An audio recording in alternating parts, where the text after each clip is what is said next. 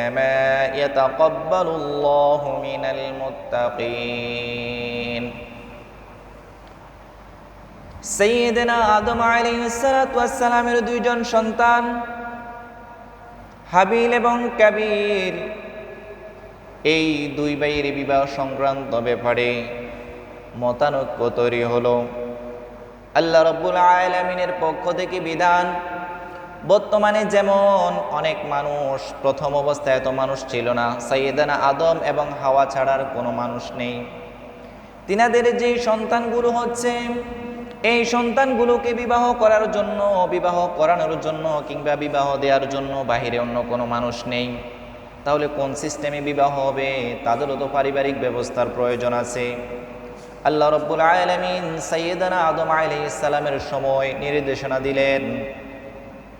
এখানে একটা বিষয় লক্ষণীয়, আদম আলাইহিস সালামের যখন সন্তান হতো, জোড়ায় জোড়ায় সন্তান হতো, একটা ছেলে একটা মেয়ে। প্রত্যেকবার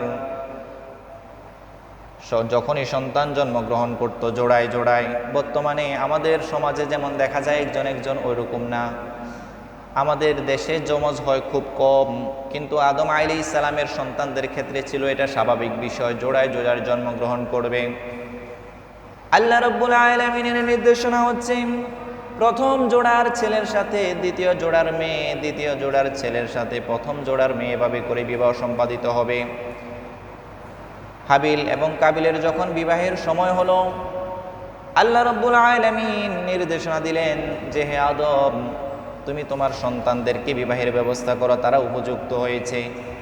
আদম আলাইহিস সালাম জিজ্ঞেস করলেন, ও আল্লাহ, এদেরকে কিভাবে বিবাহের ব্যবস্থা করব? আল্লাহ রাব্বুল আলামিন নির্দেশনা দিলেন, প্রথম জোড়ার ছেলের সাথে দ্বিতীয় জোড়ার মেয়ে, দ্বিতীয় জোড়ার ছেলের সাথে প্রথম জোড়ার মেয়ে।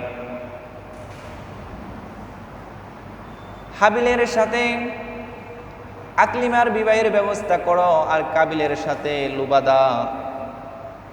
আল্লাহ রাব্বুল আলামিনের পয়গাম্বর সাইয়্যিদানা আদম আলাইহিস সালাম দুনো সন্তানকে ডেকে বললেন, হে আমার সন্তানেরা, তোমাদের উপযুক্ত বয়স হয়েছে। আল্লাহ রাব্বুল আলামিনের নির্দেশনা হচ্ছে তোমাদেরকে বিবাহের ব্যবস্থা করতে হবে। আল্লাহর সিদ্ধান্ত হচ্ছে এটা। হাবিলের সাথে লুবাদা, হাবিলের সাথে আকলিমা, কাবিলের সাথে লুবাদা। এদিকে লুবাদা ছিল একটু শ্যামলা বর্ণের, আর কাবিল ছিল চটপট প্রকৃতির। তার জন্য যখন শ্যামলা বর্ণের সেই মেয়েটাকে নির্ধারণ করা হলো, সে মানে না। সে বলল, না, এটা আমি মানি না, এটা বাবার পক্ষ থেকে আমার জন্য কালো মেয়েটাকে পছন্দ করা হয়েছে। আর হাবিলকে বাবা পছন্দ করে, তার জন্য সুন্দর আকলিমাকে চয়েস করা হয়েছে। এটা এই সিদ্ধান্ত আমি মানি না। আদম আলাইহিস সালাম বলেন, এই সিদ্ধান্ত আমার না, এই সিদ্ধান্ত স্বয়ং আল্লাহ রাব্বুল আলামিনের। সে বলল, না, আমি মানি না। তাহলে কি করা যায়? আল্লাহ রাব্বুল আলামিন বললেন, তাদেরকে কোরবানি করতে বলো। তোমার সিদ্ধান্তটা যেহেতু আমার সিদ্ধান্ত হিসেবে সে বিশ্বাস করছে না, তাহলে তাদেরকে বলো কোরবানি দিতে।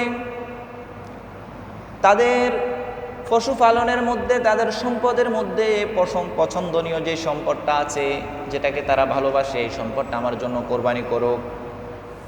যার কোরবানিটা কবুল হবে, সে অটোমেটিক বুঝে যাবে যে আল্লাহর সিদ্ধান্ত এটা।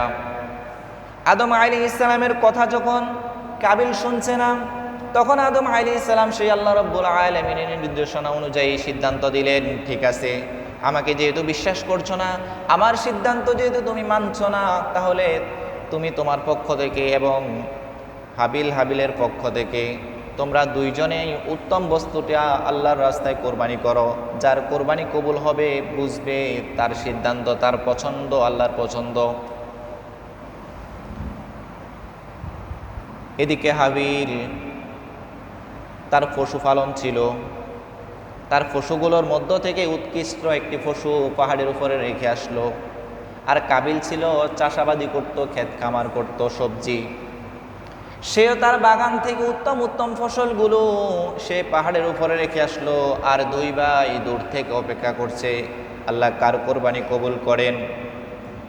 এদিকে কোরবানি যখন করছে, তখনও নিয়তের মধ্যে দুই ভাইয়ের দুই রকম নিয়ত। সাইয়্যিদানা আদম আলাইহিস সালামের পুত্র হাবিল সে যখন কোরবানিটা করছে তখন তার মনে মনে নিয়ত, আল্লাহ রাব্বুল আলামিন যে সিদ্ধান্ত দিয়েছেন এই সিদ্ধান্তে আমি খুশি। আমার বাবা, আমার অভিভাবক, সেই বাবা যেই সিদ্ধান্ত দিয়েছেন তাতেও আমি খুশি। এখন যদি বিশৃঙ্খলা এড়ানোর জন্য আল্লাহ রাব্বুল আলামিন আমার জন্য কালো লোবাদাকেও পছন্দ করে, তাও আমি খুশি, আমার আপত্তি নেই। অর্থাৎ আল্লাহ এখন যে সিদ্ধান্ত দিয়েছেন তাতেও আমি খুশি, সিদ্ধান্ত যদি পরিবর্তন করে তাতেও আমি খুশি। সেই হাবিলেরই আর এক অপর ভাই কাবিল, সেই কাবিল যখন কোরবানি করছে তখন তার নিয়তের মধ্যে গন্ডগোল। সে বলছে আল্লাহর সিদ্ধান্ত যেটাই হোক, আমার সুন্দরী বউ লাগবে, সুন্দরী আকলিমাকেই লাগবে।